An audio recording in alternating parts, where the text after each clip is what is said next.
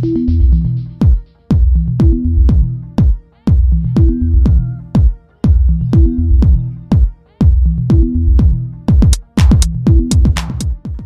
guys, Eddie of Fliptroniks, and I'm going to be going over if the iPhone 7 can get iOS 15. Now it absolutely can, and as a matter of fact, the iPhone SE, the first gen, and then the 6 and anything above that is eligible for iOS 15. Now it is in beta, so you have to have an Apple developer account in order to download it, and it's like 99 bucks a year to do that. I think it's worth it, but for, maybe some other people out there, it might not be.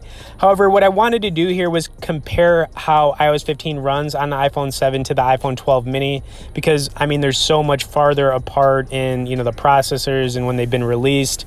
And then I'm going to give you, kind of like some of the positives and negatives running iOS 15 on the iPhone 7. First thing I want to do here, though, was, start both iPhones up to see which one, starts faster. Clearly, the 12 mini was a lot faster. Also, if you guys could smash the like button on this video, I would greatly appreciate that. Okay, so let's get into both phones here. I am using the same wallpaper. I think it looks pretty slick. There is one new wallpaper on iOS 15. It looks okay. I don't think it's like the best, but there is one new wallpaper. First thing I want to do, though, is show you that both phones are updated to iOS 15, as you can see in the settings here. So that is looking pretty good. And then as far as like speed goes, that's kind of like the first thing I want to do here is just kind of like, just browse around a little bit, maybe load up the App Store. And, the 7 is a little bit slower. I think you can kind of see it a little bit. It's not like that big of a difference.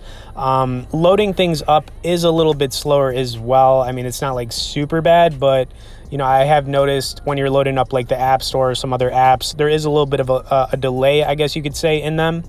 Now, what's also interesting about iOS 15 on the iPhone 7 is the maps actually is not updated. And if you didn't know, there's like a whole new maps for browsing. Like, it looks completely different, but for whatever reason, it didn't update on the beta on the iPhone 7. So I'm going to show you what it looks like on the iPhone 12 mini, because honestly, it's freaking awesome. I think it's one of the coolest new features on iOS 15, honestly.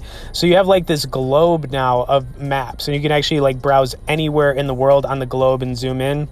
And for whatever reason, it just didn't update correctly on this beta for iOS 15 on the iPhone 7, which is kind of like a bummer. And it is what it is. But other than that, Safari is a little bit different now on iOS 15.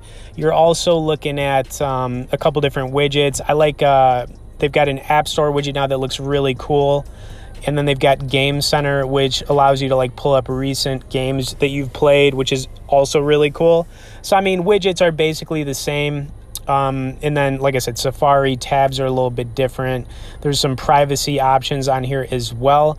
Now, the one thing I do want to say about, the iPhone 7 on iOS 15, I've noticed is that the phone gets really hot.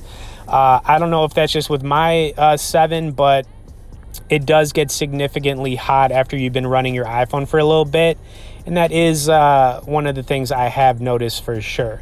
Other than that, though, guys, I think that you should definitely update your 7 to iOS 15 beta if you can. Like I said, you need the developer account until it officially releases. But for the most part, it's pretty solid. Okay, anyways, hope you guys enjoyed this. If you could smash a like button, subscribe to the channel if you haven't. Thanks for watching it, and we'll see you in the next one.